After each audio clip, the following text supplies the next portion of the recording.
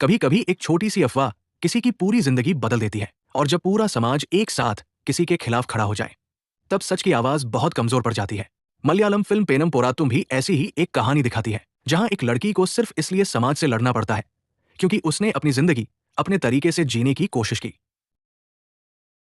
कहानी शुरू होती है केरल के एक छोटे से गांव से, जहां लोग साधारण जिंदगी जीते हैं लेकिन दूसरों की जिंदगी में दखल देने की आदत भी रखते हैं। गांव में हर छोटी बड़ी बात बहुत जल्दी फैल जाती है और अक्सर लोग सच जाने बिना ही अपनी राय बना लेते हैं। इसी गांव में रहती है एक लड़की जिसका नाम चारुलता है। चारुलता का स्वभाव बाकी लड़कियों से थोड़ा अलग है। वो खुलकर जीना चाहती है, अपने फैसले खुद लेना चाहती है और समाज के पुराने नियमों को आंख बंद करके मानने के लिए तैयार नहीं है। यही वजह है कि गांव के कुछ लोगों को उसका व्यवहार पसंद नहीं आता। चारुलता की जिंदगी में एक लड़का भी है जिसका नाम बाबूराज है। बाबूराज एक सीधा सादा और शांत स्वभाव का इंसान है। वो चारुलता से बहुत प्यार करता है, लेकिन वो गांव वालों से डरता भी है क्योंकि उसे पता है कि यहाँ लोग बहुत जल्दी किसी के खिलाफ खड़े हो जाते हैं। बाबूराज के पास एक प्यारा सा कुत्ता भी है जिसका नाम सुट्टू है। सुट्टू हमेशा बाबूराज के साथ रहता है और वो कहानी में कई जगह दिलचस्प मोड़ भी लाता है। शुरुआत में चारुलता और बाबूराज की जिंदगी सामान्य चल रही होती है। दोनों चोरी छिपे मिलते हैं और अपने भविष्य के सपने देखते हैं। उन्हें लगता है कि एक दिन वे खुलकर अपने रिश्ते के बारे में सबको बता पाएंगे। लेकिन एक दिन कुछ ऐसा हो जाता है जो उनकी पूरी जिंदगी बदल देता है। दरअसल एक दिन गांव का एक आदमी चारुलता और बाबूराज को एक साथ देख लेता है। ये एक सामान्य मुलाकात होती है, लेकिन वो आदमी इस बात को अलग तरीके से लोगों तक पहुंचाता है। बस यहीं से एक छोटी सी बात धीरे धीरे एक बड़ी अफवाह में बदलने लगती है। पहले कुछ लोग आपस में इस बारे में बातें करते हैं, फिर थोड़े ही समय में ये खबर पूरे गांव में फैल जाती है। लोग अपनी अपनी तरफ से कहानी को बढ़ा चढ़ाकर बताने लगते हैं। कोई कहता है कि चारुलता गांव की इज्जत खराब कर रही है, तो कोई कहता है कि उसका व्यवहार समाज के नियमों के खिलाफ है। धीरे धीरे ये मामला इतना बड़ा बन जाता है कि गांव के बुजुर्ग और पंचायत के लोग भी इसमें शामिल हो जाते हैं। अब गांव के लोग चारुलता के बारे में तरह तरह की बातें करने लगते हैं।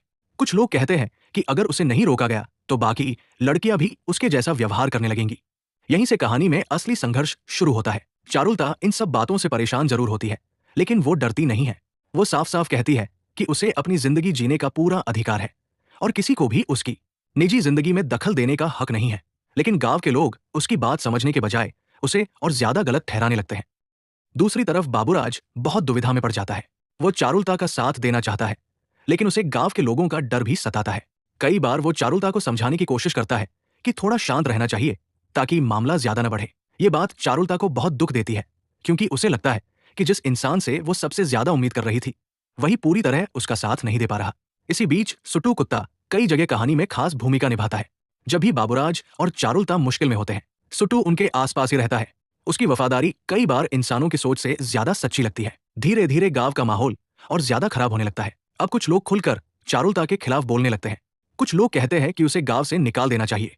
कुछ लोग बाबूराज को धमकी देने लगते हैं। देखते ही देखते ये मामला भीड़ के गुस्से में बदल जाता है। फिल्म यहाँ एक बहुत सच्ची बात दिखाती है कि जब लोग भीड़ का हिस्सा बन जाते हैं तब वे अक्सर सही और गलत के बारे में सोचना बंद कर देते हैं। एक दिन गांव के लोग एक बड़ी बैठक बुलाते हैं।